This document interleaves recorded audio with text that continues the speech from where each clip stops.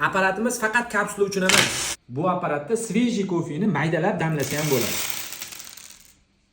Maydalangan kofemiz tayyor. Endi buni qanaqa qilib ishlatishni ko'rib chiqamiz. Komplektida mana bunaqa qo'shimcha korzinkasi chiqadi va qoshig'i bo'ladi. Maydalangan kofeni qoshiqqa olamiz, to'ldirib olamiz. Korzinkasiga to'ldiramiz.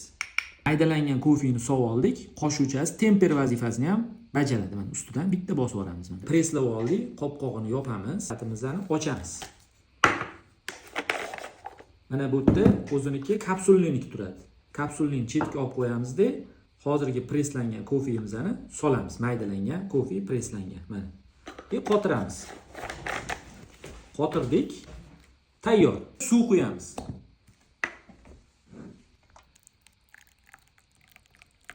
Apparatni yoqamiz. 3 sekund tushab turamiz. Kofeni tayyorlaymiz. Boshladik.